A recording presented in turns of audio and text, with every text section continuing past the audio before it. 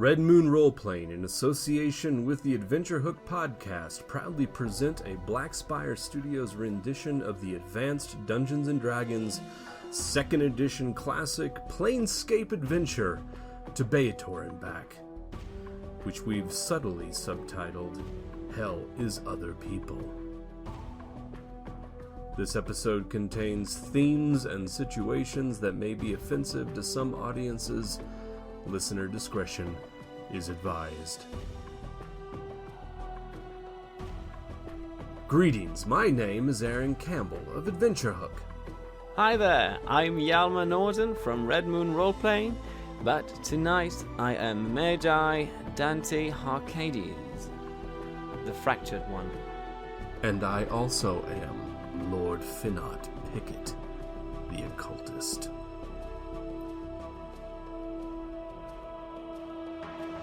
To Baator and Back, Episode 5. The Divine Tragedy, or the Infernal Comedy. I had been born into the famous line of wizard nobility, House Harkadies, and from a very early age, I displayed my bloodline's particular talent for the arcane arts. Certainly I was destined for great things. At least, my great-aunt Lady Maje seemed to think I should be. Bah! For my entire life, it seems as if I would always be forced to endure the scorn of my inferiors. We of the noble line of House Pickett can proudly trace our bloodline back nearly to the foundations of the kingdom of Navulan itself. And ever since those first unstable years, a Pickett has always served as the royal executioner to the king. And naturally, since those same early days when the wizard sword Navulan chose the first of the Drakesmore line to sit the throne, the king has ever remained in need of a headsman. However, as the kingdom must always be ruled by a paladin, who would not dare deign to bloody his own hands in such a way, it has instead ever fallen to the Picketts to dutifully carry out that unpleasant task in their honor. Indeed, even the various Pickett coats of arms all somewhere proudly sport a grinning skull and a headsman's axe upon a black field, a constant reminder to all who would look upon it of our family's steadfast obedience to the king's justice. Which, despite our proud and unflinching resignation to this rather grim responsibility, nevertheless, our honorable fulfilling of that appointment has ever invited the scorn, be it openly or veiled, upon literal generations of my family's honor. When I was yet a young boy, I already knew my family name would one day provide me easy admission to the Drakesmore Academy of War Magic, one of the few royally sanctioned arcane academies in the entire kingdom of Navulan. Their scarcity is thanks largely in part to the worshippers of Solaris, the sun god, who believe that all arcane magic comes from Nrith, the black sun, and the papal inquisition of the neighboring theocracy of Solon to the west are often keen to persecute any spellcaster, regardless if they're an undisciplined hedge wizard or a fully academy-trained and licensed one. Recent years have even forced House Pickett into making more than a few controversial marriage arrangements to maintain our political influence, not the least of which was the union of my sister Felicia to the necromancer Hieronymus Graith, a noble in semi-exile hailing from the Empire of Necros. I had long held a fascination for the magical arts, and must admit that I was actually jealous of my siblings' opportunity to be among a people for whom a wizard was a person of high respect, not high suspicion. House Harkadies, however, is an ancient bloodline that traces its roots all the way back to the origins of the majocracy of Aedenfar, and as such, we have proudly taken the manta ray for our coat of arms, which, of course, refers to the famous solar bark emblem that was used by the now-lost Arcusian Empire, of which Aedenfar was once a colony. Attending Felicia's wedding into House Graith in their familial city of New Automata was a life-changing experience for me,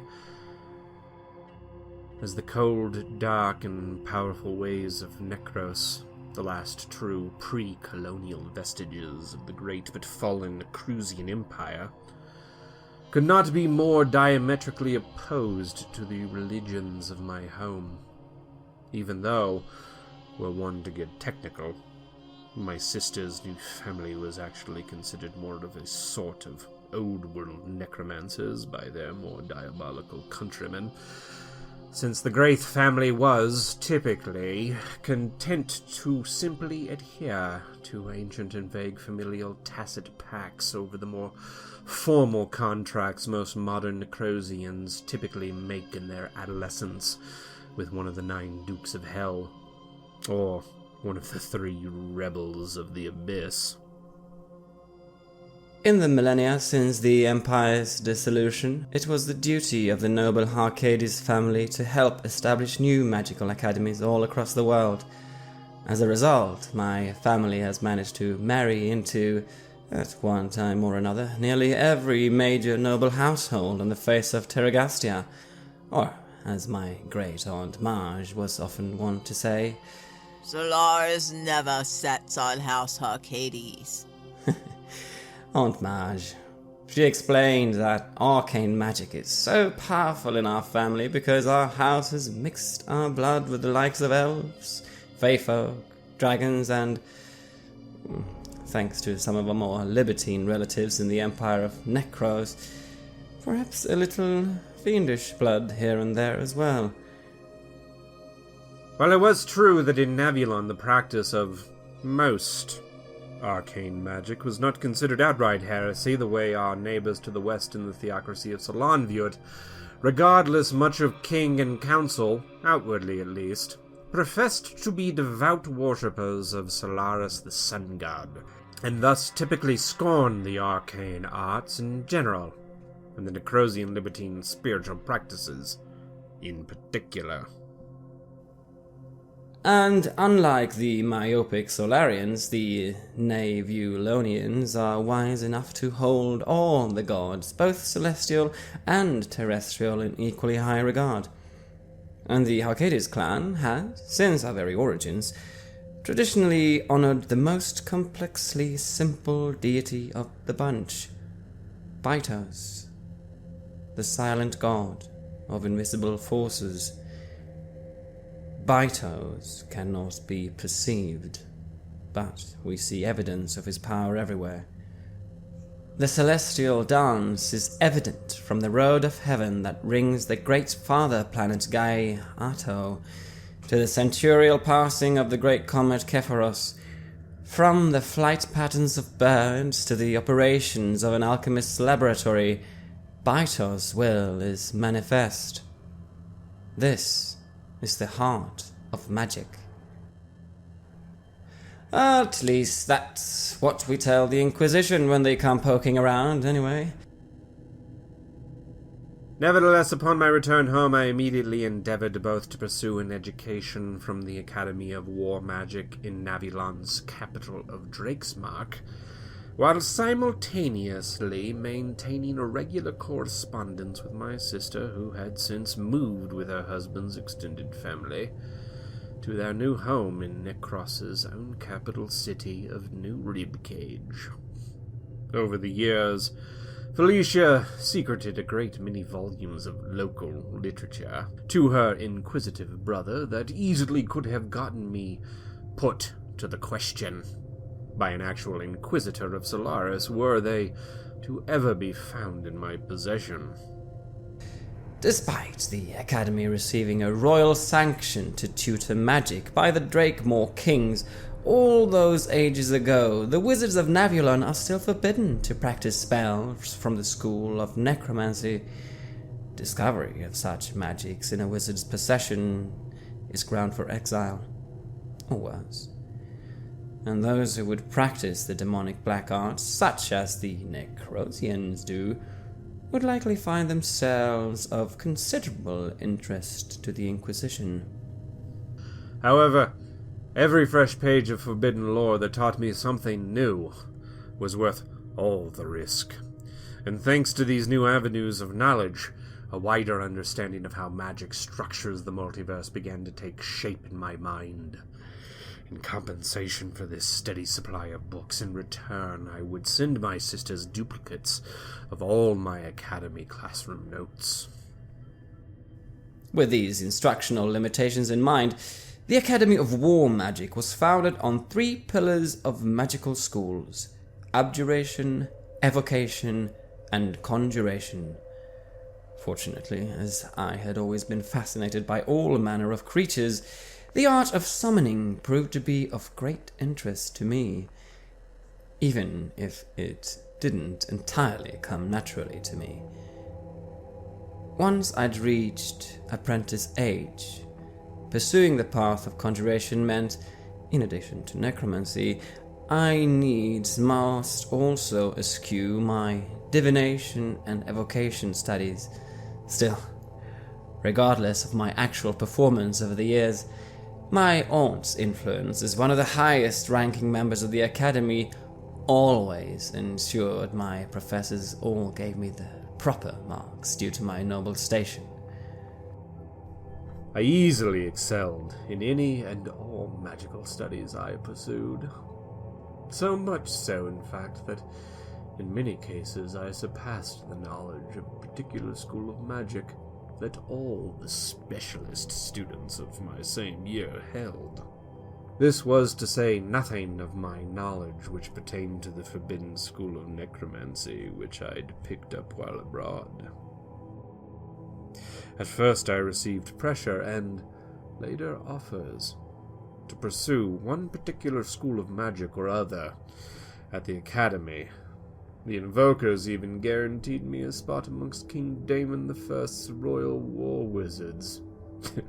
But nevertheless I was simply content to remain a universalist mage in their eyes, insisting even then that in truth I too was a specialist, just of a hidden school of magic they'd yet to understand. The fools. My station also provided me some new passions, as I learned that I loved horseback riding, loved hunting and hawking, and found I had a general interest in animals of all types, be they beneath my saddle, in the sight of my dart, a hanging trophy on my wall, the subject of my latest oil painting, or the subject on my dissection table. My adoption of a hunting falcon as a familiar was only a natural choice, and ever since performing that ritual, the sharpness of my eyesight has practically doubled. I now always feel as if I see things coming from a mile away, and naturally it has only improved my hunting abilities. I even dreamed once that I'd finally earned the rank of Magi, that I'd be invited to join the royal wizards, and to one day even have the opportunity to go hunting alongside the Drakemore family. But I'd need to go please Great Aunt Maje first. It's unclear if this belief had been first unlocked by some of the very strange works coming out of the new Automata University that my sister had sent me to. or if in truth this belief had somehow always been there. But somewhere around this time, I began to grow obsessed with the concept of the secret math.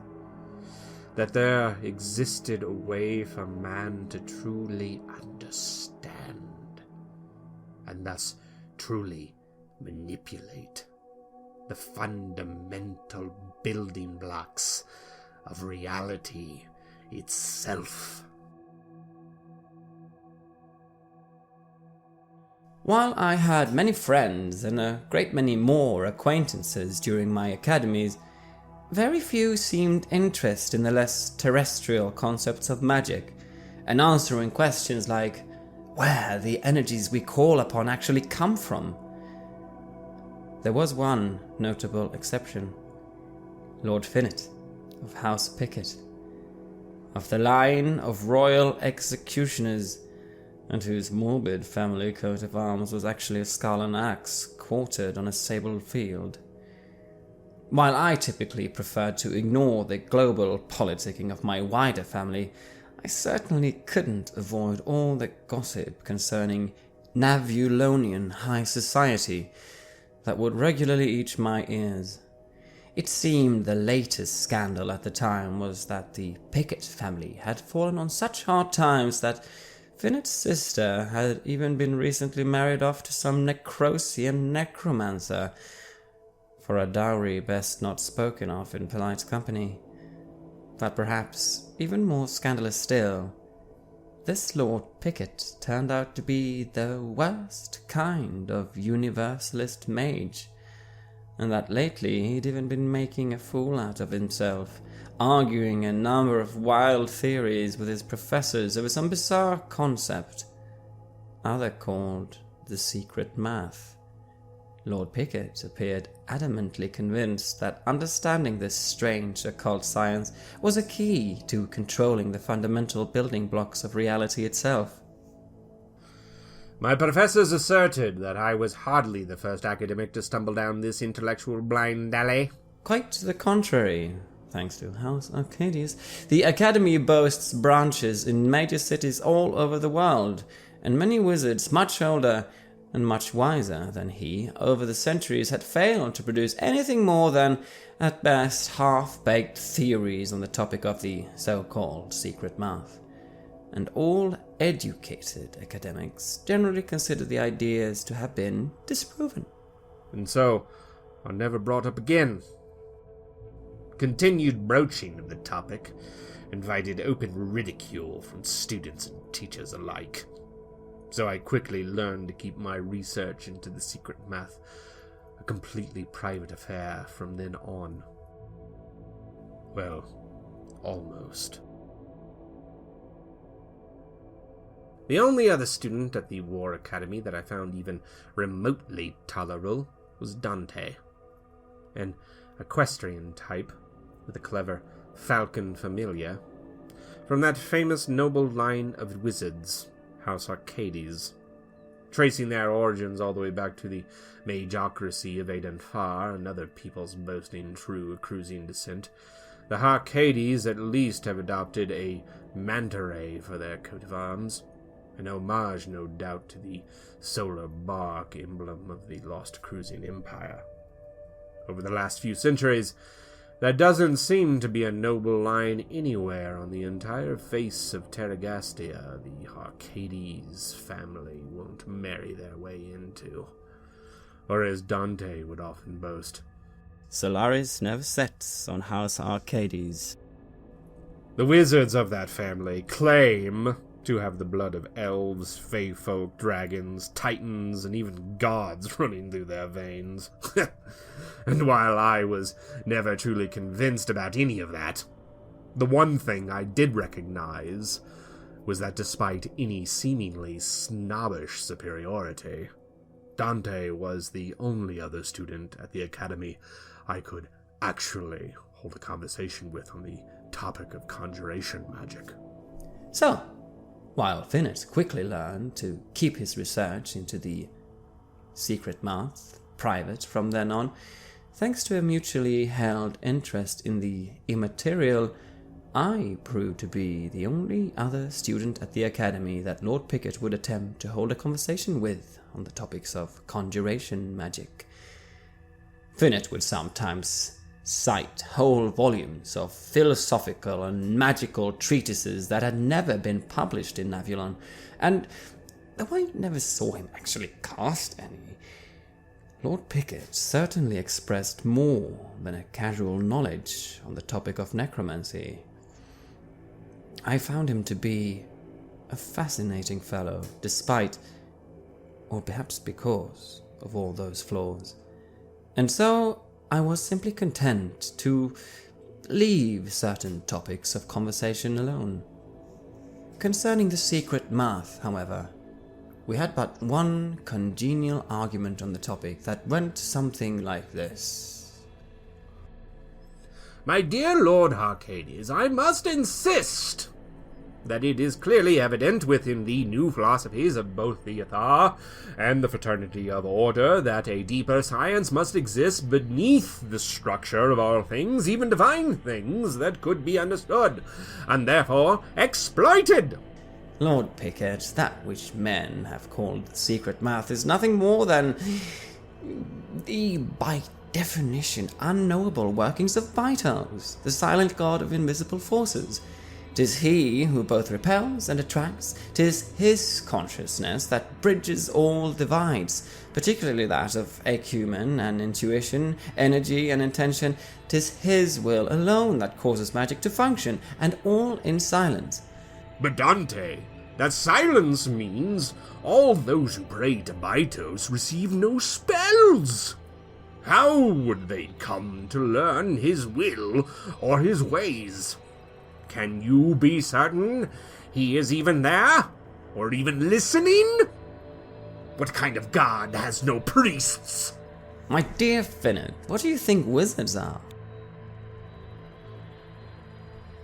Occasionally during one of our long, late-night arguments, the drink would get to me, and I would attempt once again, In violation of our agreement, to convince Dante that according to the principles of the secret math, there must exist somewhere in the cosmos a place, a concordant city, in fact, that fundamentally exists physically, mentally, and spiritually in the exact center of the universe, and as such must somehow connect to every other spot in the entire multiverse.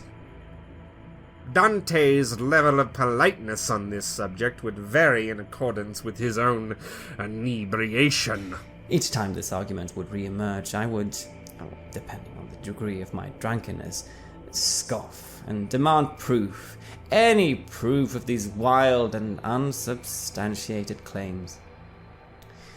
Well, agreeing to avoid the topic of the secret math from then on, we two budding magicians still discovered that we shared an interest in the realms beyond the material plane. However, while Dante seemed taken with the idea of the types of creatures that could be summoned to the physical world from elsewhere, I was instead interested in the sorts of places one might potentially visit in person.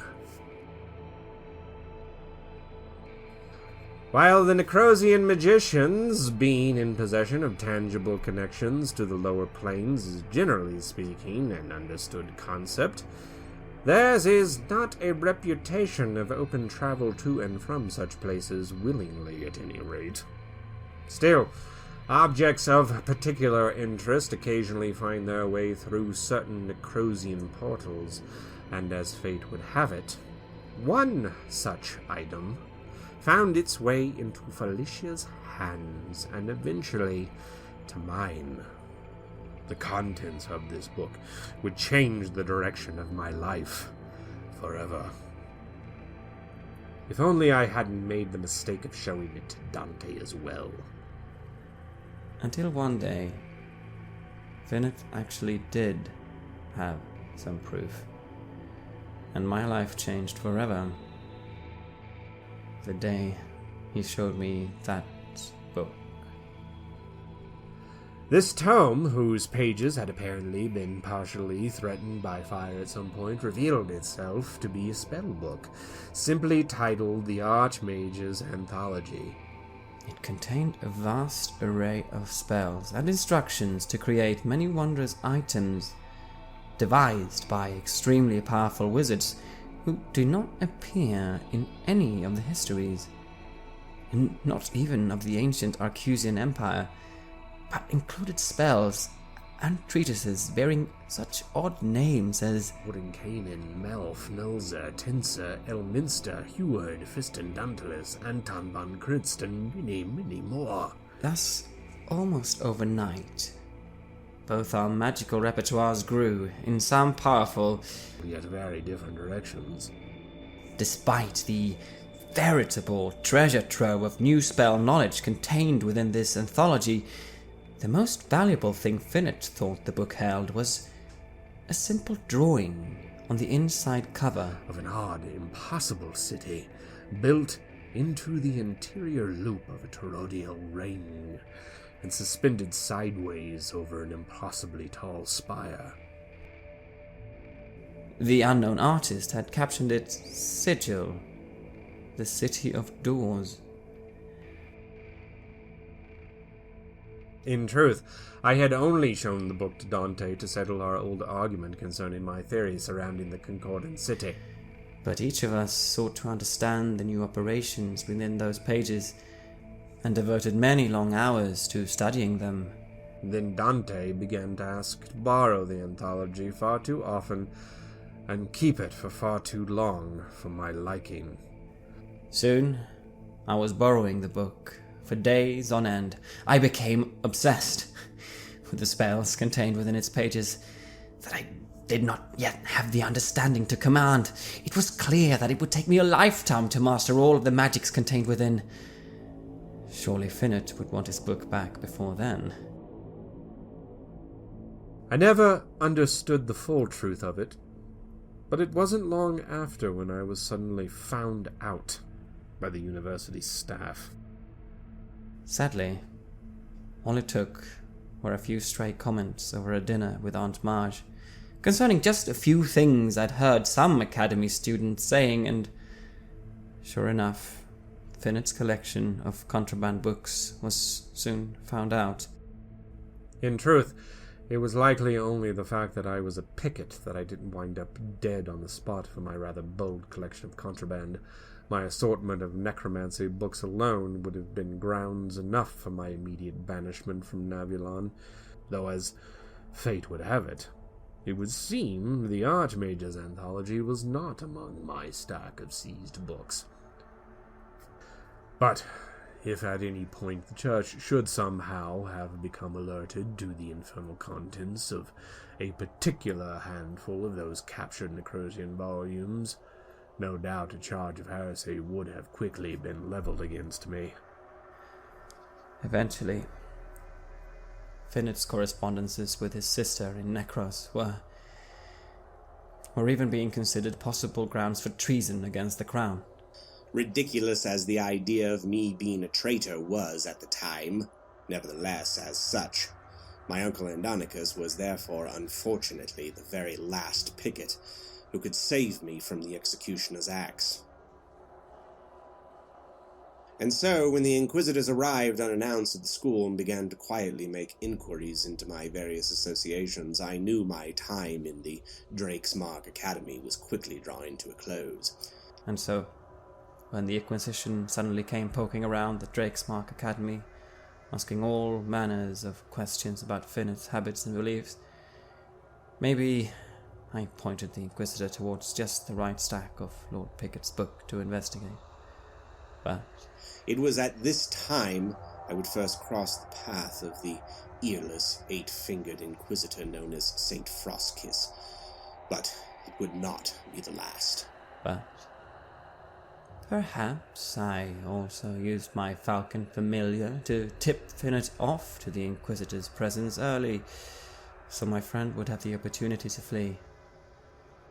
It was only thanks to Dante's falcon familiar that I received a warning that the Inquisitor was coming to arrest me, my guilt apparently all but already decided. I packed what remained of my belongings in my new magical haversack, including many choice scrolls not seized by my detractors, and left the kingdom. No one ever said I was a hero. Just imagine the tragedy if the Archmage's anthology had been amongst Finnett's books. Fortunately, that volume has remained in my safe care ever since. And yet, sadly for me, it would seem that since I first fled from Navulon, the Inquisitor has ever pursued me. And now I have definitive proof that he would chase me all the way to hell itself. And yet, I have gone one step farther. Alone, I follow the woman known as Hexla into her dubious home. I simply need the wisdom of this mad witch to recover the precious object that I have lost, and I can finally find the way to Sigil. Provided this Mother Gristle doesn't turn me into a new piece of furniture first.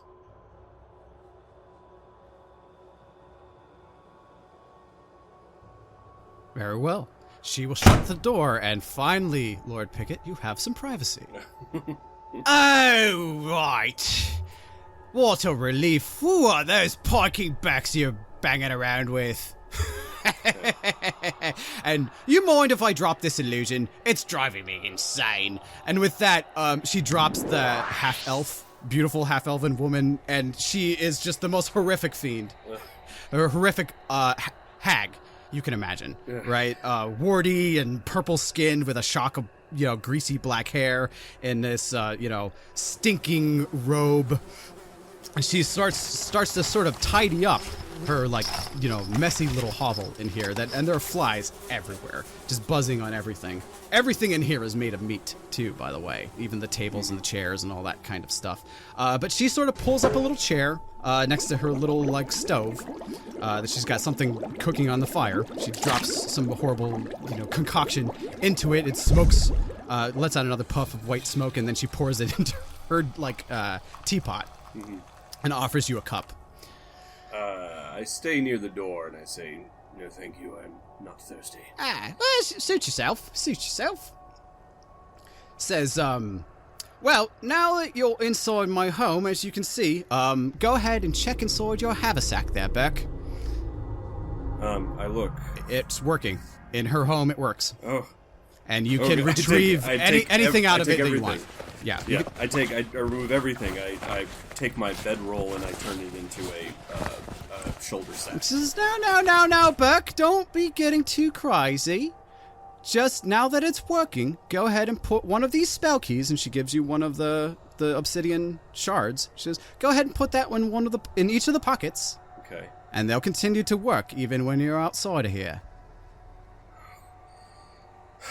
I breathe a deep sigh of relief. I hold my spell book to my chest. You notice now that her eyes have started to linger on that obsidian cube that you have retrieved from your bag. And I clutch it greedily and I say, what you got there then? This is the trade I bring for this Pillar of Skulls. It is a piece of obsidian. I'll trade you for something worth much more than that. Says, are you hungry? Would you like some larva worst? No, I just take my spoon and I go, no, I'm fine, and I take a bite from my spoon. It's a relief to have that tasteless gruel. Yeah. That I've become accustomed to in the past weeks. Mm-hmm. That is another thing that I should say.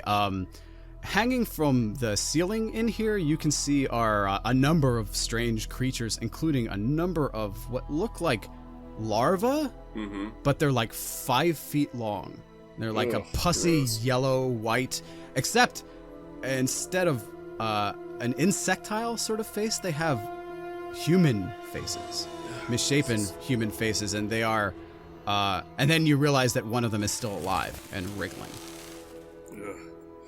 I'm not too keen to remain in here for very long. I basically say back, what do you mean? Speak clearly. What would you trade for the cube? I'll help. No, this is a remnant of the Arcusian Empire.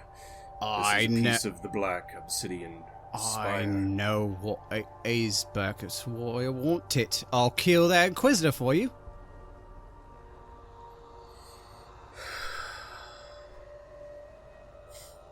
I'm not a murderer. Even though he's pursued me for so long, I wouldn't want his death on my hands. Oh, it wouldn't be. It'd be on my hands. No, but perhaps there's some advantage you should give that when we arrive in Sigil, we could escape his clutches. Me and Dante, if he chooses to come with me. Well, best of luck, Burke. But I'd be surprised if they let you off of Venice while you're carrying that thing. Tell you the truth, it's probably more trouble than it's worth. You best get out of here. You're not going to trade for it. There's no...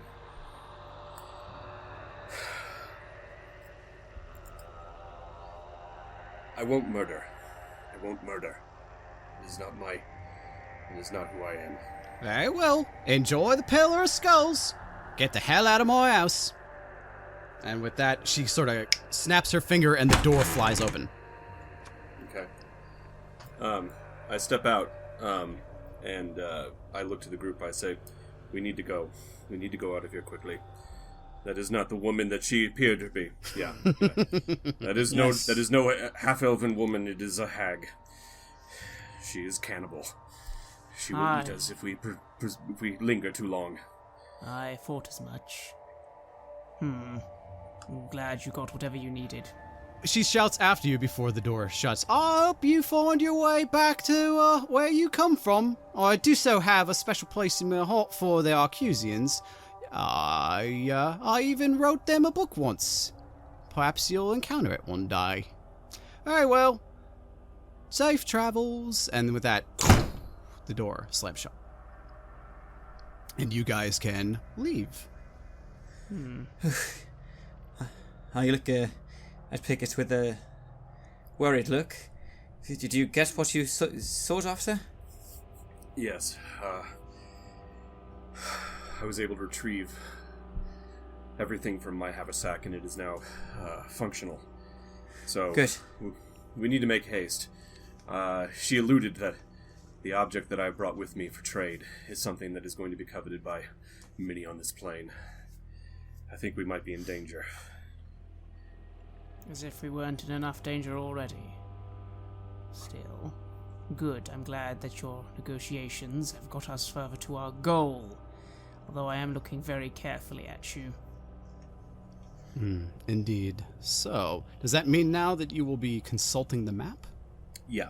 Yes, and making our way. So, from where you are, what is your preferred route to find your way to the Pillar of Skulls? Straightforward.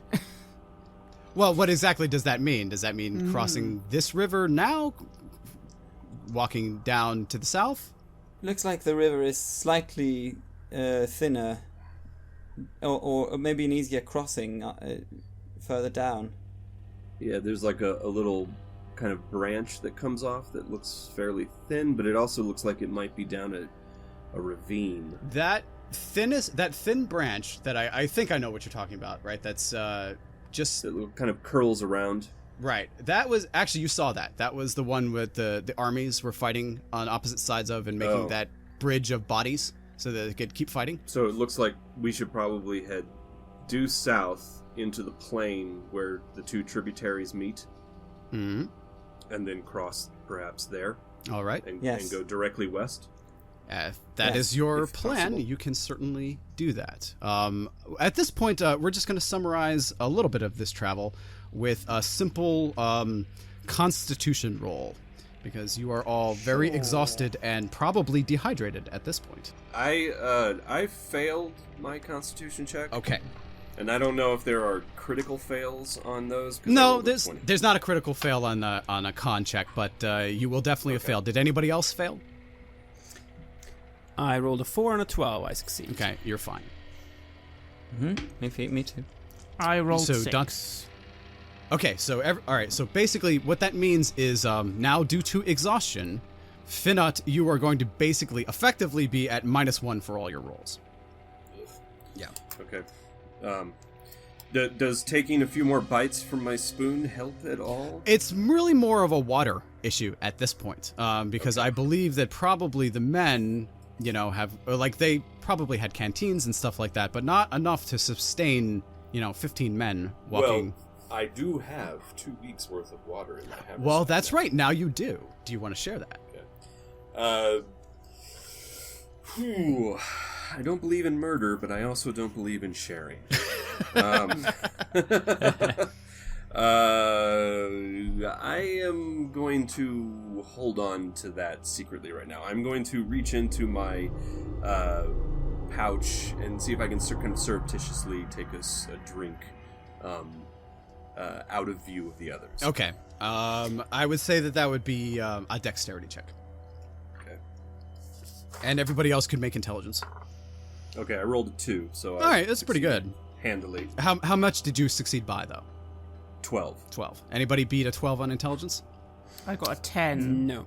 3. Intelligence 14. Okay. All right, you get away with it. You can drink your water without being spotted, and I will actually say that at least for the next hour, that will offset your exhaustion penalty as well. So you're at 0 with like everybody else. Okay, so Are the men in need of water? They don't. The men are definitely in need of water. They are starting to fade. All right. Well, then I shall share some of my rations. I have 3 days of water with me. Okay. Well, that's gonna go pretty quickly, considering you have 8 men left. Yes. But anyway, I shall share 2 of those 3. that's fine. That's fine. They are of course grateful, and the other men, they share what they have too. The one thing, though, I would say is that Brother Mark Maple has started to... he hasn't really raised a concern, but you can see that there is concern on his face. Dante, you would definitely have noticed. And yes, I would look to him as the other ones are having a short break and drinking. It's like, Brother Mark Maple, are you all right? Something is wrong. My canteen. It is not refilling. It is enchanted. It would always fill itself to the top. I would always be full of fresh water wherever I went. But, not here. No. My canteen, it will not refill. I am down to the last swallows of my water. It must be because of where we are. Just like the haversack. Finnet says, keep a lookout for these obsidian shards. We will need as many as we can find. Yes, but it seems as if they only make a difference if you have them in while the actual item is working. No? That seemed to be Lord Pickett's experience. Mm-hmm. Yeah, that's right. I don't actually know that, perhaps. Mm-hmm. Yeah, so you'll need to find a shard that you can put into your canteen. It seems to be the way it works. All right, well, he'll keep an eye out, but he's going to have a tough time doing that. Finding a shard that would fit in his canteen, because his canteen is not currently extra-dimensional.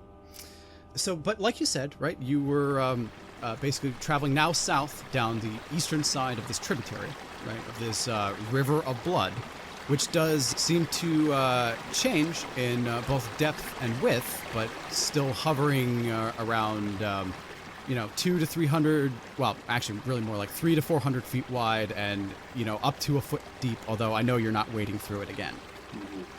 As you continue farther south, although, the landscape is peppered by the occasional, volcanic explosion and the occasional fireball report, you are, generally speaking, unmolested as you travel down into now the foothills that these rivers start to cut their way through. And you can come to the place where this river of blood empties out into an even larger river, wider and deeper.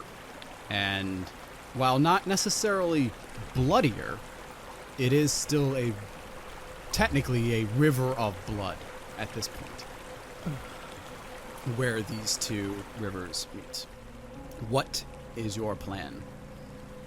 So we need to get across, I guess, to get to the Pillar of Skulls, correct?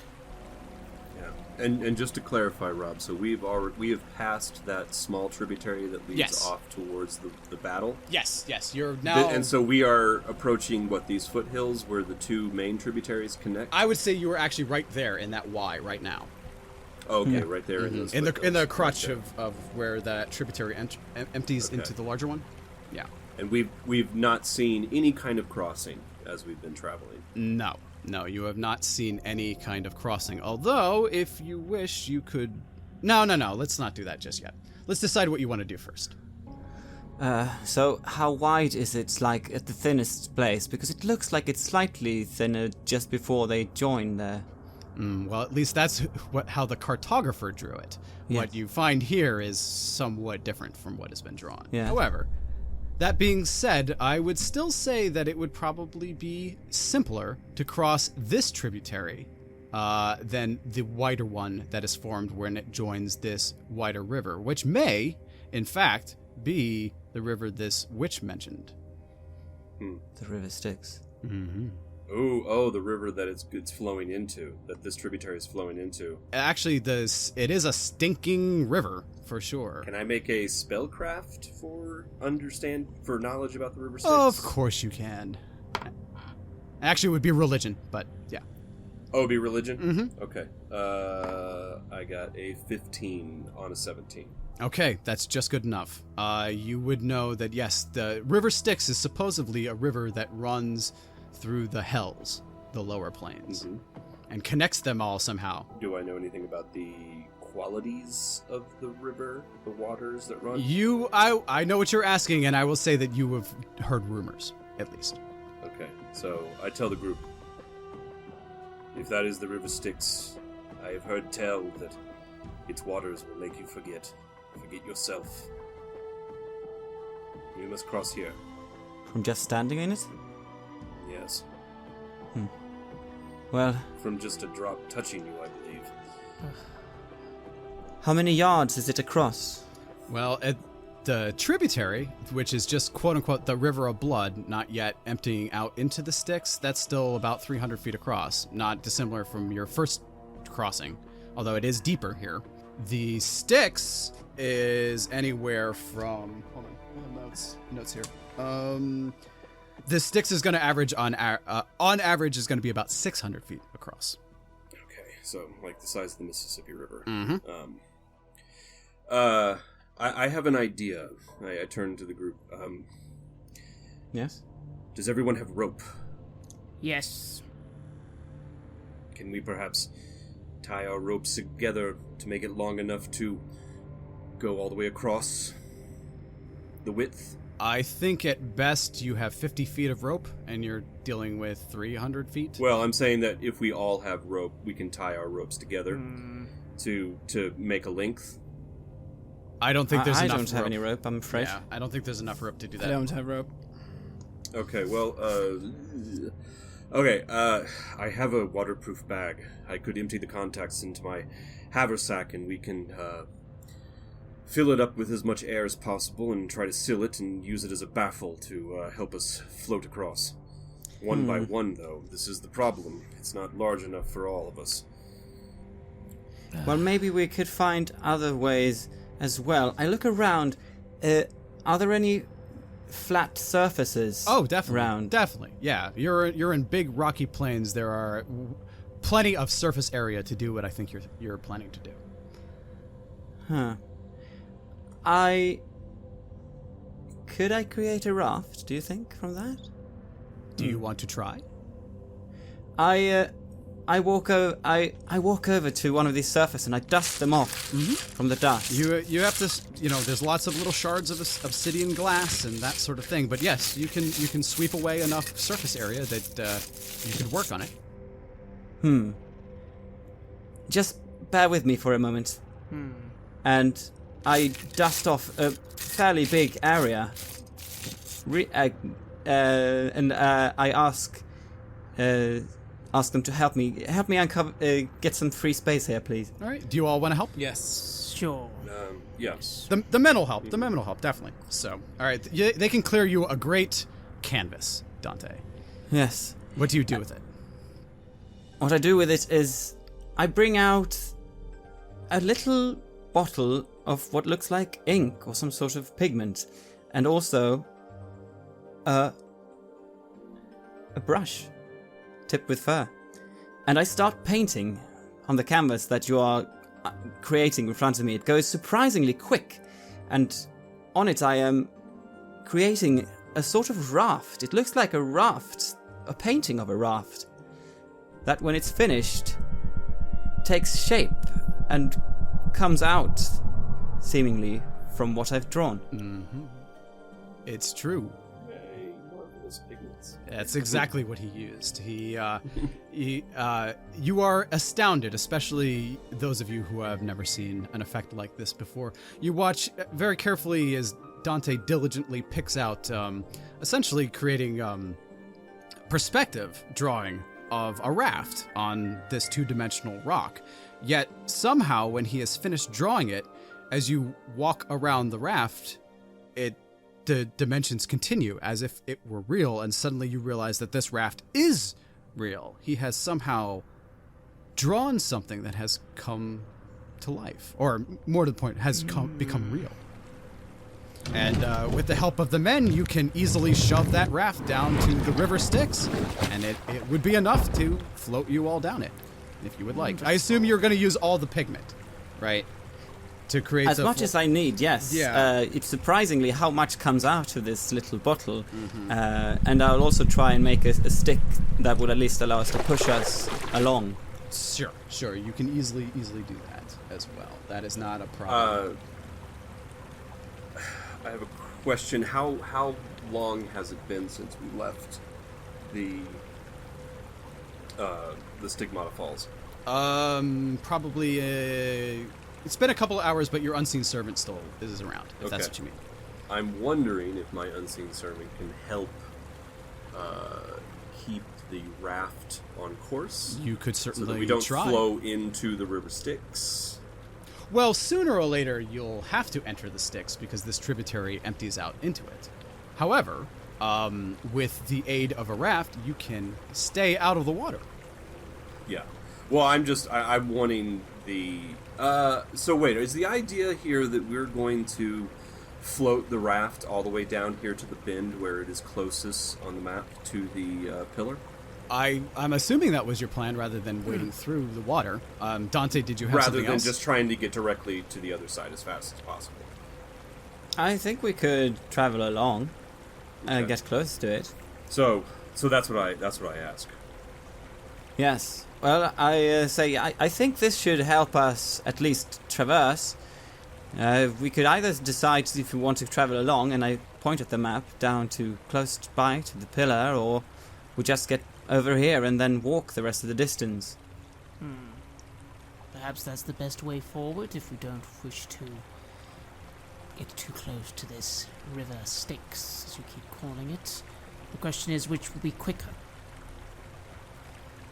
It'd probably be quicker to go along, depending on the currents. Yes. It is a pretty fast-flowing river, all things considered. Mm-hmm. I can use my unseen servant to help guide us through the river's water. Very well, then let's do that. And I briefly go over to Milton and very quickly, as I'd say, I'm loath to admit it, but all their magics are coming in very useful. Irritating, but a necessity. Yes, well, we shall have to work together if we want to get out of here. We have helped them too, and we are all alive now because of each other. Very well. Does that mean that you are all piling onto the raft and beginning to pull your way downriver? I believe so. Yes. All right. Well done, gentlemen. This was the way that you could do this without having to make a roll. Okay. So, you all very carefully, very diligently, pile into this raft, careful not to slosh water up over the sides or what have you, using your poles and quarterstaffs to sort of help yourself along. The depth of the river does vary here, anywhere from a foot to probably waist deep or even more. However, with the aid of the raft, you can simply use the water's currents to carry you downriver, and with the aid of the unseen servant, essentially almost like a kickboard, right? Kicking off one side and kicking the other side to steady and right the raft. You can make your way down without additional difficulty.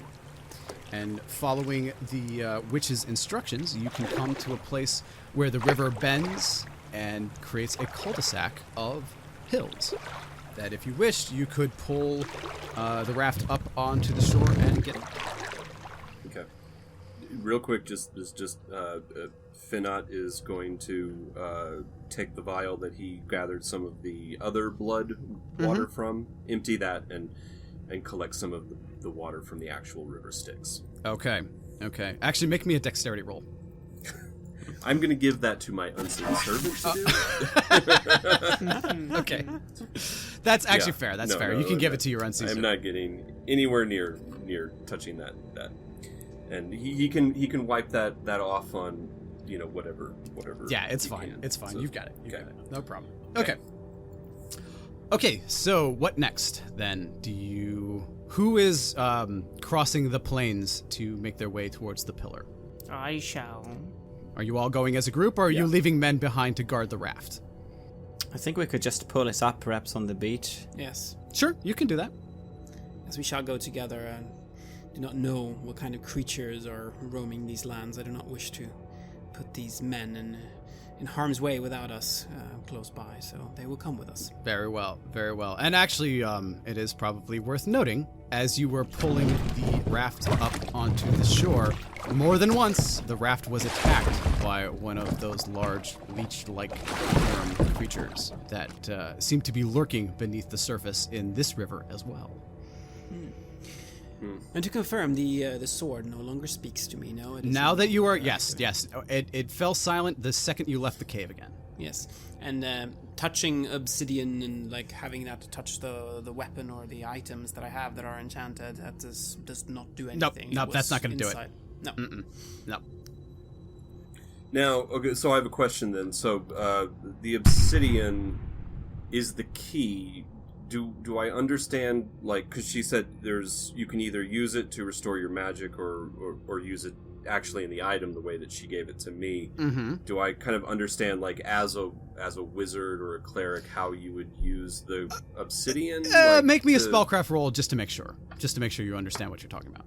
A 2? Yeah, you're fine. You get it. Basically, the way it works is that if a spell key essentially adds 1 to the initiative modifier of any spell that you cast, but it will cast as if you had cast it on the prime material plane, as opposed to being on Baator or whatever other plane you're on. Yeah. It functions, quote-unquote, normally. Mm-hmm.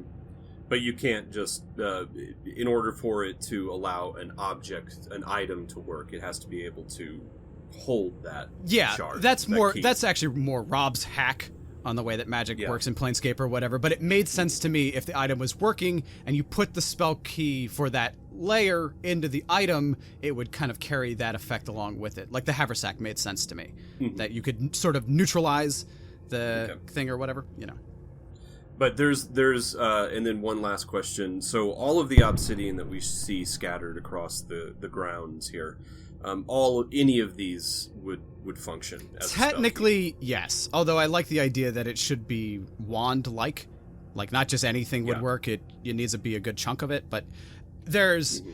Fireballs have been exploding on this plane for an infinite number of years. Sooner or later, you're going to find one that's going to work, But they're not a difficult thing to find as we walk. No. You just kind of have to know that that's what works. That's what does it, Because I was just trying to decide whether I cast locate object or not. No, you don't need it. You could have easily grabbed one right from her yard. Actually, she wouldn't have missed it. Yeah. Okay, cool. All right, so anyway, so the group of you have left the river and have begun following the witch's directions across the plains into this sort of hilly area. As you approach, you begin to hear in the distance the sound of what sounds first like a murmur, yammer, a chant, an argument, a crowd, and then it just sounds like a cacophonous noise of dozens, if not hundreds, of voices all sort of shouting over one another, coming from the distance. As you come closer to this sound, You begin to ascend a very shallow hill, and at the top you can see is some sort of silhouetted pillar. However, buried half in the dirt, you can see, though, is some sort of ancient chain. Like an ancient iron chain, half buried in the rubble and sand, that looks like it may have once connected to that pillar. But you can see now where it has, whatever had been chained to this pillar has long since broken away and is no longer to be seen. What now do you gentlemen do? Finnet says that must be the pillar. Come. Yes. Indeed, let us proceed, move to this pillar, and get our information. And remember, Finnet, the information we're going to be getting is how to return to our home, if it is even possible. I do not care if it's impossible, because I will seek out the way to do it, even if it likely involves our deaths. I look around. Are there any signs of anything living nearby? No, you don't. I mean, in the distance you can always see winged creatures making their way across the skies. Occasionally you even see those silhouettes of dragons in the far, far distance. But no, nothing close by. Right. I find myself wondering about these dragons in hell. Did Stormsong meet the same fate? Milton, please. I will need to find her. I will need to save her. One day I will need to come back here, to return to Baator and to return to Tiamat's lair. Milton, I will not be redeemed until I find her again. Milton, please find me. Okay, so Finnet just kind of glares at Frostkiss after, that warning and makes no response, and turns and begins trotting off towards the pillar. Very well. Do you all follow suit? Yes. Yes. Yes. Very well. So, eventually you come into the presence of this place that has been called the Pillar of Skulls, although that is perhaps something of a misnomer. What you are greeted with instead seems to be some sort of horrible tree made out of hundreds of rotting heads in various stages of decomposition. They are engaged in a horrible cacophonous argument that echoes through the still air of the hills, arguing, it seems, over various points of seemingly unimportant topics. However, some of the languages that they argue in you can make out. Others seem completely foreign to you in this squabbling. What then do you do? I would approach a head that is speaking a language I understand. Okay, well, you definitely hear Infernal. You definitely hear maybe some Elven in there, maybe a couple of other languages as well. But nobody seems to be addressing you or paying attention to you at all. They all seem to be arguing with each other. I go up to one of the ones that's speaking Infernal, and I shout, "You there! I have a question." It seems to be ignoring you. Let's see. Do I have a? How about the rest of you? Are any of you guys doing anything? Looking at the map, I see that there's a huge skull at the top of this thing. I peer upwards. Do I see something like that on the top? Yes, you do. In fact, you do. At the very, very top, there seems to be a tremendous skull. Many, many, many, many times bigger than the next largest one. Even bigger than a giant or an ogre sort of skull. And you do see some of those amongst them. Does it move? It seems ancient. It seems, of all the skulls, it seems to be the most skull-like. There is no flesh on it at all, and in fact, it barely even has a lower jaw. Is there a way to come up to it, to talk to it, or...? You tell me. How would you do that? I'm looking around... I should clarify, sorry. The pillar is at least 20 feet tall. Maybe a little taller. The pillar is at least 20 feet tall of heads, and it doesn't seem to have any support. And you can see, even in the ground, you can see where it looks like some of the heads are even half buried in the earth. Okay, so the map is not to scale. No. Okay. As Dante is looking over and I see Pickett trying to speak to it and not getting a response, I look to Milton for a moment, and this realm is full of everything I detest, but I wonder if these things are from all walks of life. I step forward and I start, as loudly as I can, trying to sing an old hymn. This is not a hymn of Solaris. This is just something from my very young days. Okay. The songs I used to be taught. Something in Elven. I just start singing a song of comfort, joy. I have no idea if they will care, but I wonder, will any of them? Seems so out of place in a place like this, but make me a singing roll. We'll see how it goes. That was my thinking exactly. It might be enough to draw their attention, at least. 9. Out of 16 is your singing? Yes, I believe so. Okay. 15, 16, yeah. That will be a success. I will say that, okay, so the Inquisitor starts to sing. Once again, he has a beautiful voice. Surprisingly, a beautiful voice. He could, I'm picturing something kind of like Gregorian chant, something like that. But his voice carries in the still air of this cul-de-sac, and yes, in time, the voices, the arguments, they start to die. This murmur, yammer, squabble, and chant starts to fade, silent, as more and more heads fall silent to pay attention to your song.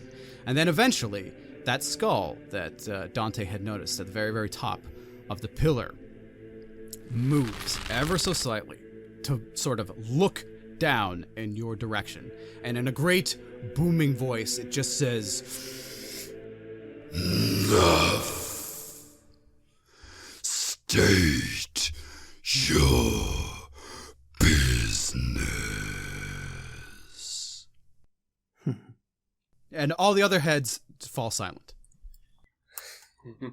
I stop my singing and look to Finnet and just remark, "Stay to the point, Finnet. Go on." I take a step back. I'm cowering somewhat, and I look up, and Finnet says, "We seek a portal. We seek a way out." To where? I look back towards Saint Frostkiss, and then back towards the skull, and I say, "A way back to our home plane." Are you sure, Finnet? I thought that place was destroyed. I eye Dante and sort of cough very loudly. "You'll see." Silence, Dante, let the man speak. "Is there a way back to our home plane? Now." Terragastia is shut to you.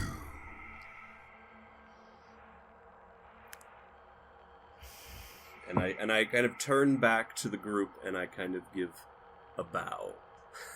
I step forward and go, "It is shut. Is there no way of opening even a small tear for just a moment? A key?" What do you offer in return? "We have something to offer you, but only if you have an answer that..." I pause. "An answer that can do something. If the answer is no, then we will offer nothing. But if the answer is a yes, we are willing to offer for more information." Then save your breath. There is nothing you can offer me. I do not need information. I require service. And you will not do it. I can see it in your soul. I pause for a moment to remark, "Are you implying that if we did something for you, there would be a way?" Yes, And at this, actually, all the other heads now start chiming in. They all start shouting all at once, all chiming in. And you can hear, for instance, an elven voice speak up and go, "Wait, listen to me! Knock out the Titan's head and I'll tell you what you need to know!" And then you hear another voice, actually in the common tongue, say, "But bring back a fiend and I'll tell you." And then you hear a third voice, a little sort of gnomish go, "Tell me the spell key for this layer and I'll let you know what you need to know." And then all these heads all start chiming in with more offers for information and trade and all that kind of stuff, until it's, again, a huge cacophony of noise. Horrific. They've all been trapped here. The gnomes was fairly easy, and we can just tell him, and perhaps basically I go, "Gnome, you. The spell key is simple. It's just this obsidian. Now tell us true." Oh! Pike it! Very well. The portal leading to the city of Sigil lies to the northwest. And the key to find it is a fiend's spine. And then someone else goes, "You leatherhead! That portal's 5 days from here!" And then they just start arguing all again. I didn't want to know how to get to your goddamn sigil. I need to know how we can get to our realm that is shut. Is the only one who knows it the one above you all? Well, this sigil is this... No! Take out Titan! Destroy the Titan and I'll tell you! Says that voice in Elven again. And then again, there's that third voice. And again, the Inquisitor. Perhaps there's something about this voice that's familiar. "Bring back a fiend and I'll tell you. I'll tell you quicker than skewered pheasant." Wait.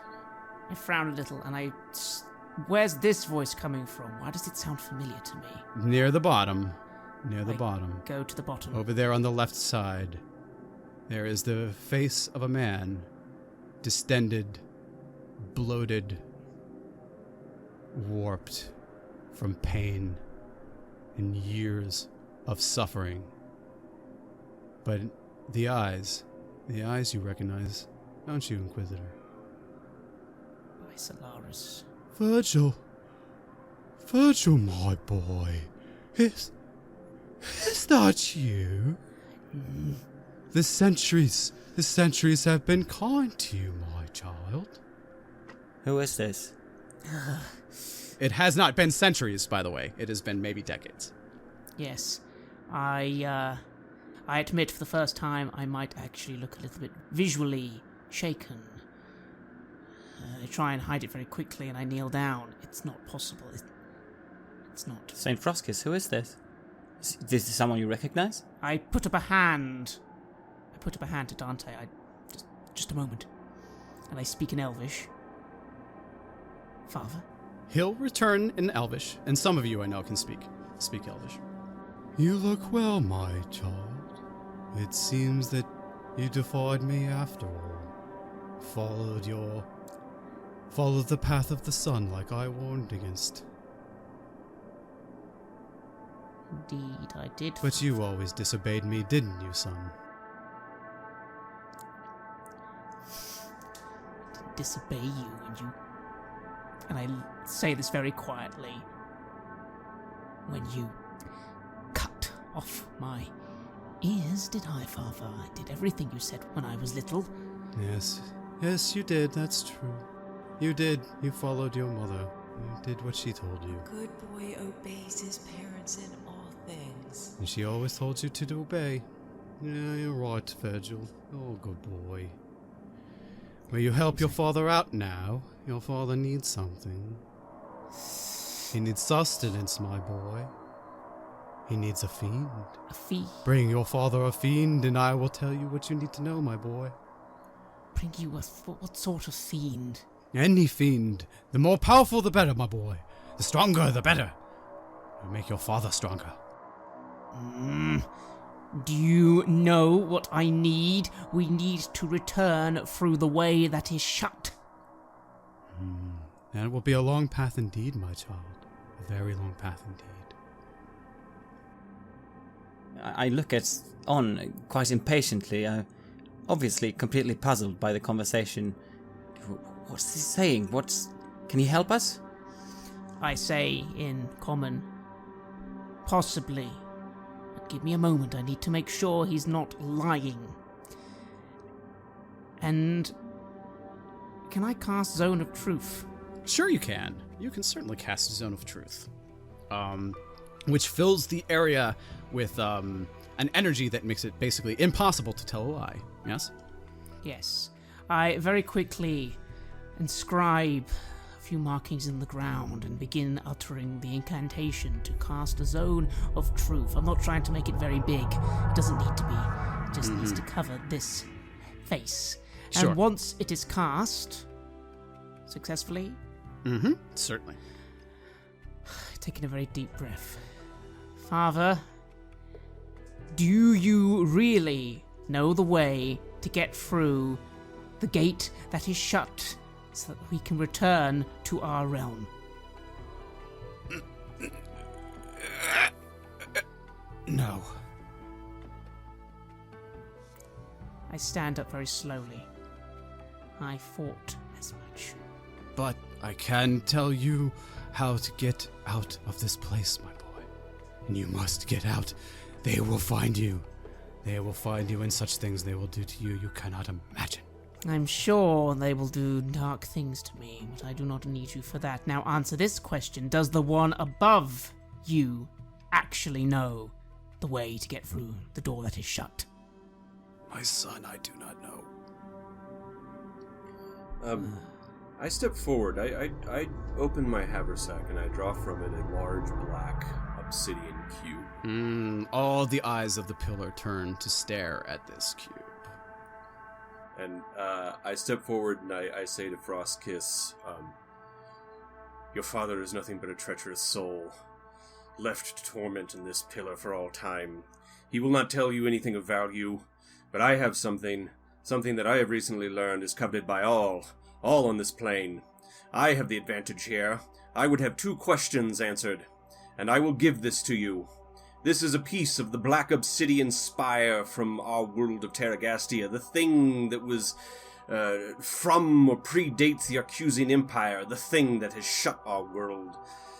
And I will give it to you, but you must answer 2 questions and 2 answers truthfully. I step back and let Pickett speak. You'll give me that if I answer your questions? I very quickly look down at my father and go, "Not you, father." Yeah. I say the same thing. Yeah, I say to his father, I say, "Shut your gob, you." Okay. And I look up, and I say, "No, you." And I point up to the great, Titan skull. What would you know? Is there a path, an actual path, back to Terragastia? And can we reach it through the City of Doors? Yes. And yes. Show me the quickest, most expeditious path to get there. And this is yours. Very well. There is a portal to Sigil, much closer, within the southwest shadow of Lord Bell's castle. You will find a promontory of stone. There you shall find the portal you seek, and the key to this portal is a brick from the Great Avernus Road. How shall we know this promontory? You shall know it, for it appears as tentacles of stone around a puckered orifice. That's on the map, I say to the rest of the group. At the very far southern portion of the map. Ah, yes. I basically look back to the skull. I go, "Here is your reward. Take it." Do you so what do? Do you like shove it into the thing or what? Like how are you giving it to him? I just kind of toss it on the ground towards the pillar. Okay, well, you toss it, and it starts to... All of the heads that are nearest to it try to, like, reach out to it or whatever, but none of them can seem to be able to touch it or reach it. Mm-hmm. And the thing says, "No, you must push it within us. Do not leave with it. Do not bob us the way that we have bobbed others." It sounds only fair that we do, though. Actually, if you want, you can just leave. There's nothing it can do to stop you. Yes. You can even pick up that Acidian thing and leave with it if you want. No. I'm not going to make false deals. I instruct my unseen servant to take the obsidian cube and push it into the pillar. I fold my arms and watch disapprovingly. Okay. Well, it attempts to do that. It attempts to push this cube into the pillar, and each time it sort of sinks into this sort of fleshy mass, and then it's rejected, and it sort of falls out and plops back down onto the ground, and all the heads moan and whine in dismay, but they can't seem to accept your gift. That's weird. The knowledge. Why? The knowledge is ours. Leave this place. Go now. The knowledge. Wait. The knowledge. Was that enough? Maybe it was enough. I looked to Dante. The Titan seems satisfied. All the other ones do not. Oh. Let's just take the tube and go. He's Okay. happy. We're happy. Okay, so I have my unseen servant bring the cube back. All right, very well. Very well. Then Okay. you can gather this, and while it howls and moans and curses you, there is nothing it can do to prevent you from leaving.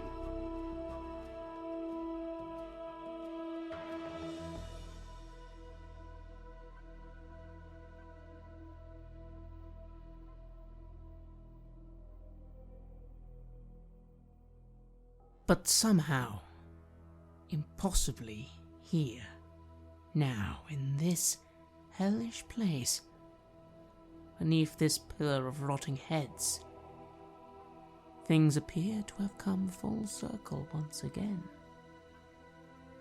For it is here that I've finally been reunited with my long-deceased father.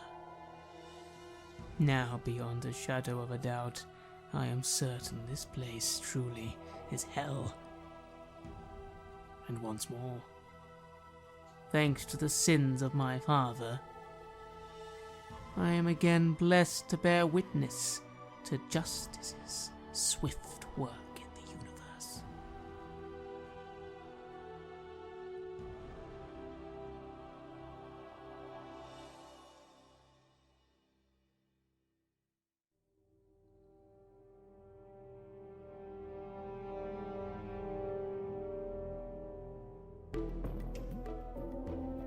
This episode features music from the enhanced soundtrack of the classic video game Planescape Torment. Created by Black Isle Studios and provided courtesy of the brilliant folks at Beamdog. Visit Beamdog.com to access digital downloads of more classic RPG video games, remastered gaming soundtracks, and other great role-playing resources. This episode of To Baator and Back features music from The Cryo Chamber collaboration. Of the album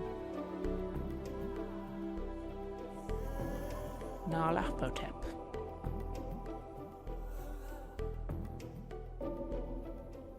and made available courtesy of their label Cryo Chamber. Visit cryochamber.bandcamp.com for more dark ambient.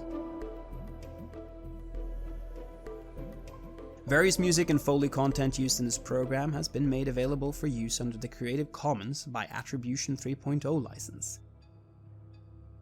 But extra special thanks is due to Kevin MacLeod of Incompetech, David Feslian at feslianstudios.com, and the many inspired folks over at zapsplat.com and freesound.org. The Black Spire RPG campaign episodes simply would not be possible without the use of these resources. If you're curious for more, find Black Spire Studios on Facebook or visit Robert Randall's site, thereliquum.com, a blog about art and magic, comics and gaming, and how they all tie together, for more information concerning his various projects. You can follow him on Twitter at thereliquum and his actual play podcast at Black Spire Pod. And releasing on the weeks opposite to Black Spire, you can hear Rob and Aaron on their other podcast, Adventure Hook, where each episode these two comic book pros develop a random story idea for game masters to incorporate into their own RPGs. Find Adventure Hook on Facebook and Twitter, and also be sure to follow Aaron using his handle at allmancampbell. And be sure to submit new ideas for their random D20 tables using the hashtag #NewAdventureHook. And of course, be sure to visit redmoonroleplaying.com to listen to more dark actual play RPG adventure, including such games as Cult Divinity Lost, The Curse of Strahd, Vampire the Masquerade, and a lot of other games and one-shots.